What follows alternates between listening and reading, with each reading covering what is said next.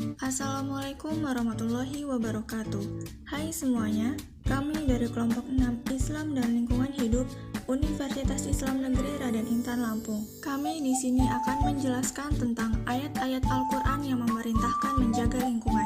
Simak video ini ya. Sebelum itu, yuk kenalan dulu dengan anggota kelompok ini. Anggota kelompok ini terdiri dari Cici Sudaharia dengan NPM 21111000024, Cika Marsyanda dengan NPM 21111000025, Nida Nabila dengan NPM 21111000265, Rizka Ananda dengan NPM 21111000362, dan Salma Erifa dengan NPM 21111000356. Lingkungan merupakan bagian dari integritas kehidupan manusia, sehingga lingkungan harus dipandang sebagai salah satu komponen ekosistem yang memiliki nilai untuk dihargai dan tidak disakiti. Integritas ini yang menyebabkan manusia memiliki tanggung jawab untuk berperilaku baik dengan kehidupan di sekitarnya.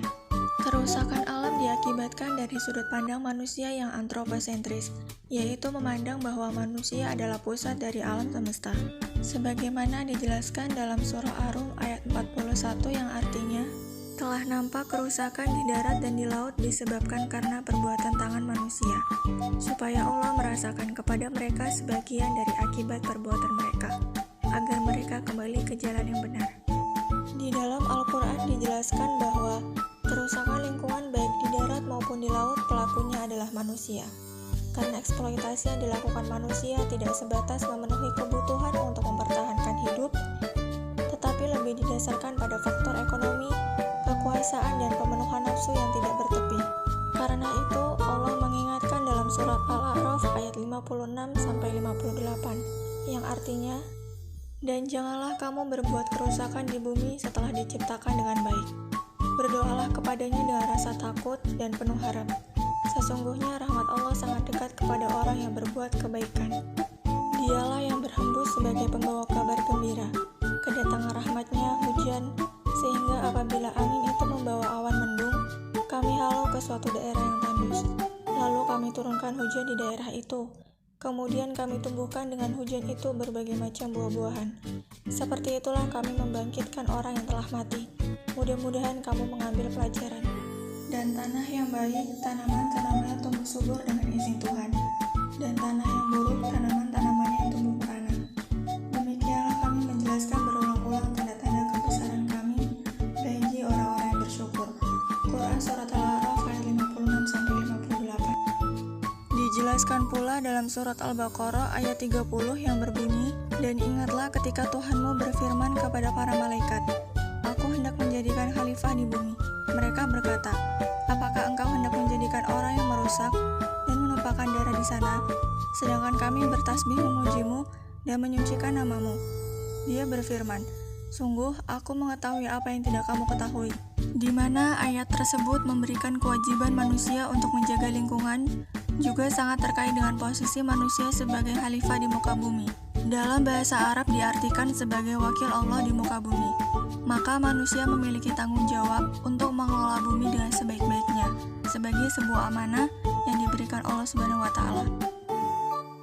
Dalam bahasa Arab, pelestarian semakna dengan al-islah, yang berarti menjadikan sesuatu tetap adanya dan menjaga keberadaannya karena dilandasi rasa kasih sayang. Dengan demikian, upaya pelestarian lingkungan adalah menjaga keberadaan lingkungan yang dilandasi rasa cinta dan kasih sayang. Islah juga bisa diartikan memperbaiki sesuatu yang sebelumnya mengalami kerusakan atau kehancuran. Sebagaimana dijelaskan dalam surat Al-A'raf ayat 56 yang artinya, "Dan janganlah kamu berbuat kerusakan di bumi setelah diciptakan dengan baik. Berdoalah kepadanya dengan rasa takut dan penuh harap. Sesungguhnya rahmat Allah sangat dekat kepada orang yang berbuat kebaikan." Manusia harus selalu menjaga dan melestarikan lingkungan agar tidak rusak dan tercemar. Sebab apa yang Allah berikan kepada manusia semata-mata merupakan suatu amanah untuk mengelolanya. Dijelaskan dalam surat Al-Ahzab ayat 72 yang artinya, "Sesungguhnya kami telah menawarkan amanat kepada langit, bumi, dan gunung-gunung. Tetapi semuanya enggan untuk amanat itu. dan mereka khawatir tidak akan melaksanakannya atau berat. Lalu dipikulah amanat itu oleh manusia. Sungguh manusia itu sangat zalim dan sangat bodoh.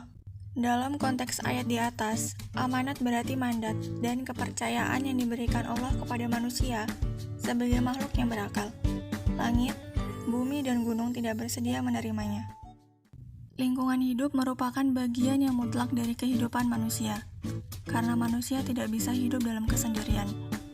Manusia dalam memenuhi kebutuhannya, seperti dalam mencari makan dan minum, sangat bergantung dengan lingkungan. Maka dari itu, belajarlah mencintai alam, karena itu sama halnya dengan menjaga milik Tuhan. Cukup sekian pemaparan materi dari kelompok 6. Kami ucapkan terima kasih. Wassalamualaikum warahmatullahi wabarakatuh.